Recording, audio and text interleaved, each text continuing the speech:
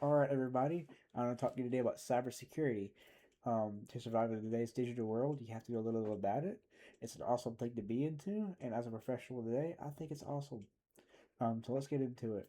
The reason for this presentation is that this explains the foundations of cybersecurity, including the CIA TRAD, intrusion detection systems, the growing role of AI in this work field, and the importance of human factor in the protection of digital systems.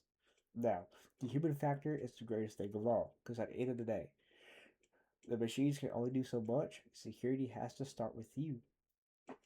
Um, so let's talk about my background. I have an associate's in cybersecurity from Wiregrass, Georgia Technical College. I have certs ranging from my A plus down to my ethical hacking cert, and I also run a home lab. I have Pi-hole, virtual machines, all that fun stuff. I'm an active penetration tester on Hack the Box and Mold Hub, and currently work at a help desk job where I've been there for 5 years. Now let's start with the CIA TRAD. It's made up of three core parts: confidentiality, integrity, and availability. Confidentiality is the ability to keep your data secret. Only people you want can get access to it, such as, hey, if you send a photo from here to your friend, nobody grabs it in the middle and looks at it. And it's not usually gets you in any way, shape, or form. That's how confidentiality is, making sure that you keep your data secret unless you want to give it to someone else. The next thing in line is integrity. Integrity is to keep that data from being unchanged and to prevent tampering. There are many ways to make sure of this. We in the cybersecurity field use hashing for very important files, and especially in forensics. And it's honestly a very big part of what we do. Because if a file is changed just enough, it could implant a malicious file on your computer and you could be hacked. And finally, in the CIA charter, we have availability. Um, this is a very big thing in core IT systems. And availability is simply that we keep the systems up and the data available so you could access them when you need them. Take, for instance, us at work, we have three servers. We only have one main server and two backup servers. If one goes down, the other one stays up to keep data up and keep systems accessible for our staff at work. And that's all availability is about, making sure you can access your stuff.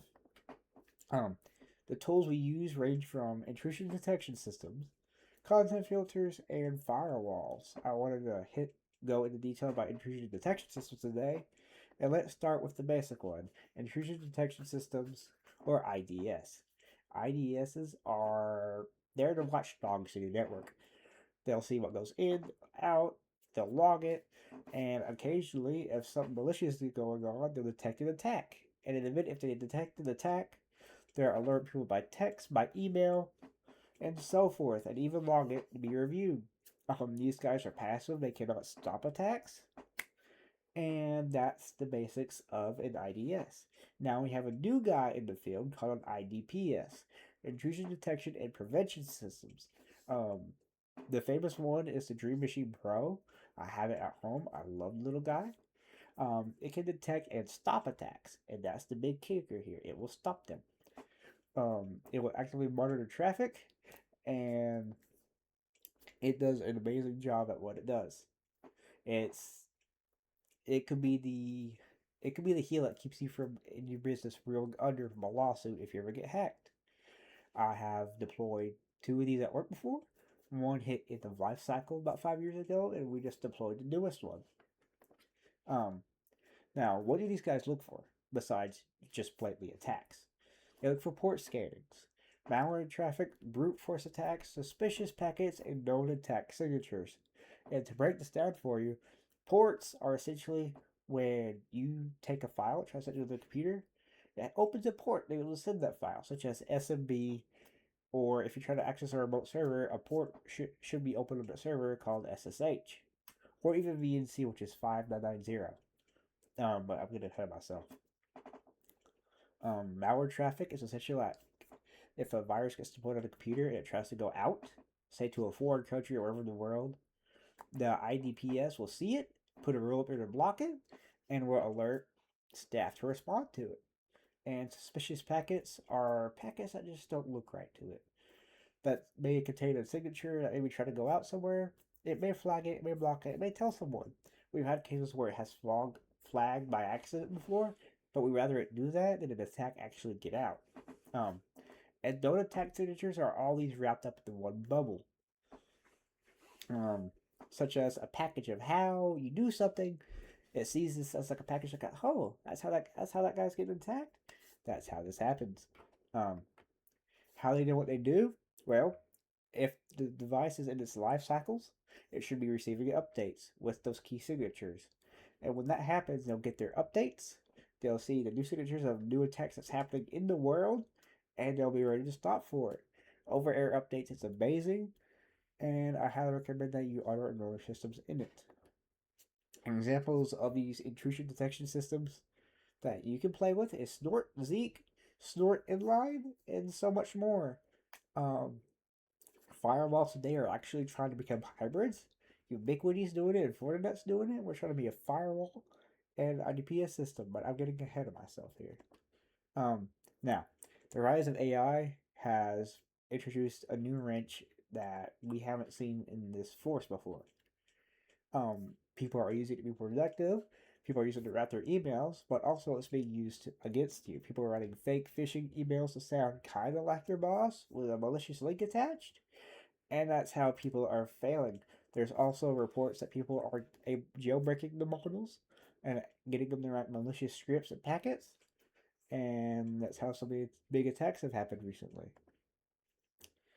But overall, the greatest thing in the world is you. Cybersecurity begins with you.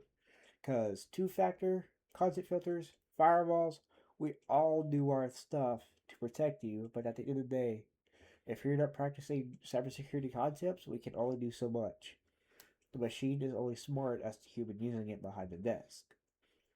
Um, when you get an email, analyze it. Say, hey, is my boss sending this out? Is this actually what he would do? Analyze your sender, receiver, every part of that email, especially if it's critical, such as a payroll advisor. And this brings me to my next thing. Don't trust what you see. Say if someone gives you a little USB drive, it's a USB drive, it could be a malicious script out there that allows it to take over your computer like a keyboard and lock you out of it. Free Wi-Fi is also a very, very risky thing to play with. Practice is that you use a VPN to protect yourself when on free Wi-Fi, because often people can sit in the middle and capture your data. And also, people's goodwill sometimes can lead you down a bad road, such as, hey, can I get this Wi-Fi code? Hey, can you do this for me real quick? Double check with your administrators always. And finally, free gift cards. We almost had an attack where we worked, where someone sent a free gift card link to someone, and it was just, it was malicious. And our firewall seen it, went up and blocked that traffic, and luckily the attack never was able to get out. We were able to isolate it quickly. Um, but I want to sit here and talk about one more thing real quick. Content filters. Say your workforce, when you visit a certain website, is blocked. Um, that is what a content filter does. It'll sit there, it filters out web traffic. I know at times that can be annoying, but also it's there to protect you. It's there to be your all-seeing eye because we use it to block malicious sites. It's not just there to block you from being on something like Facebook or leisuring off in your work time. And finally, I want to talk to you about everything. I know this is a lot of information to take in 10 minutes, but I want you to take from this is that you analyze every interaction, everything you get in your inbox. Analyze it. Find out where the true intentions are. Because at the end of the day, the biggest hacks in the world often start people being targeted. Um, Take pride into being secure is a big thing. I want people to walk away with this.